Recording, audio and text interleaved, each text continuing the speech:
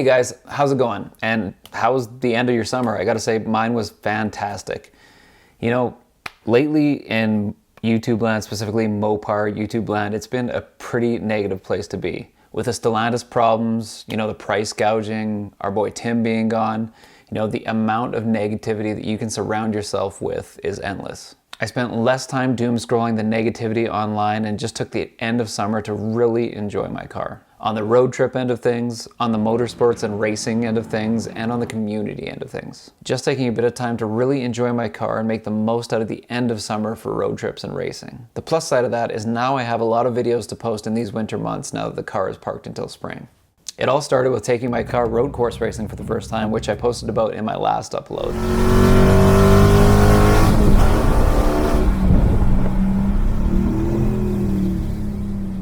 Then after that, it was time to take a trip with the family that I hadn't done since the summer of 2010, shortly after I got the car. Now, when the Challenger first came out, all the major car magazines touted the Challenger as the perfect road trip car. But they also said this is a bit of a knock, as the Camaro and Mustang counterparts handled more like sports cars in the corners, even though it seemed like they were always testing the softer suspension of the RT versus the Camaro SS and the Mustang GT, just because the price points were similar. Well, they weren't wrong about the Challenger being the perfect road trip car, even if they were underestimating its handling abilities. And if you haven't gotten a chance to explore around North America in your Challenger, I highly encourage you to do so.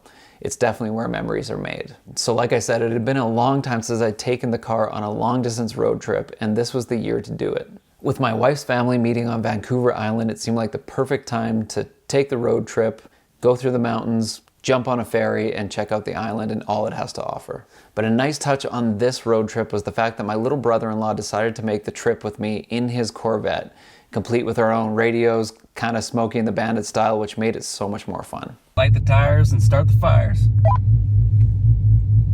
10-4, buddy.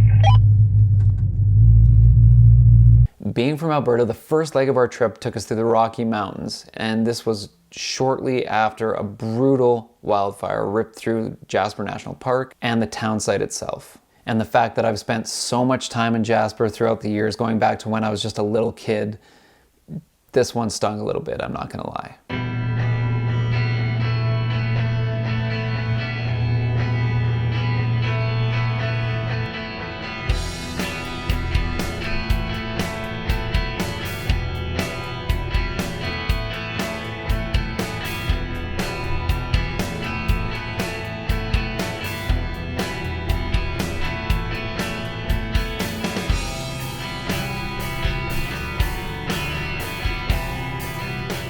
But we made our way west past the mountains and ended up staying our first night in Kamloops after about a 9-ish hour drive the first day. And this is where my little brother decided to prank me for the first time with the soap markers that we'd gotten for our planned trip to the racetrack at Mission Raceway eventually.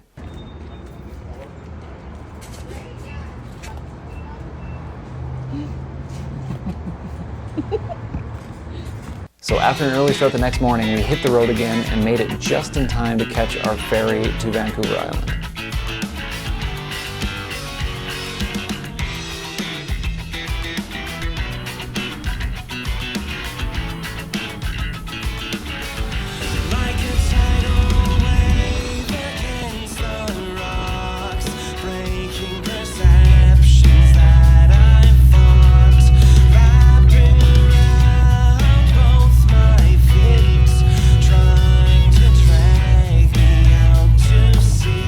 Finally meeting up with the extended family, we took advantage of the beautiful scenery and scenic drives the island offers, making sure to stop at some of our favorite spots like Cathedral Grove and Sproat Lake.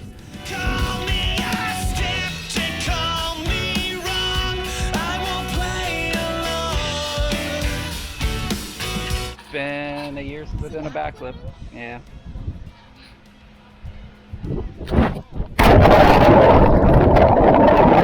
Not only that, but all the roads on Vancouver Island, very twisty with trees that are so massive you can't see the tops of. It's just super scenic and very fun driving. Just if you're a car guy, it's a very fun trip to do.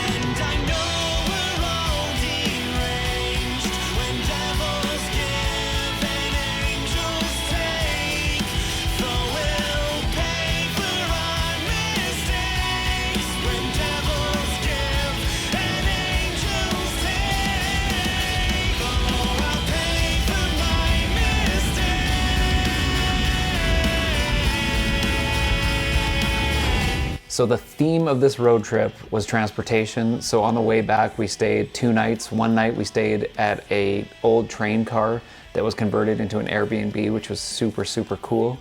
And the second night we ended up staying in a tugboat, which was crazy. But the first night, staying at that train car, it was very close to Mission, so we can make that trip to Mission Raceway so we could both hit the track, which I'm gonna cover in the next video. So the great thing about a road trip like this is it really makes you feel connected with your car. Oftentimes the day-to-day goes by really fast in the grand scheme of things and tends to blur together. Making great memories with your Mopars makes them stand out in your mind's eye.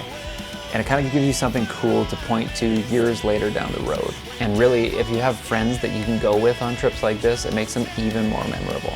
I mean, every time you stop for gas, snacks, or to sightsee, every time you pass somebody on a crosswalk, they're giving you the thumbs up. When you stop in a parking lot, you got people coming up to you asking about your cars and asking about your trip, usually telling you cool old stories about the cars that they love, that they used to have, and stuff like that. It really draws people when you have some friends with cool cars, clearly going together, taking a road trip. It brings out cool memories that other people had of fun trips they had with their cars too.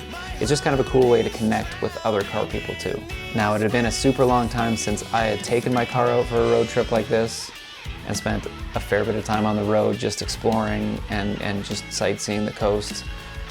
And I gotta tell you, I'm really, really glad I did.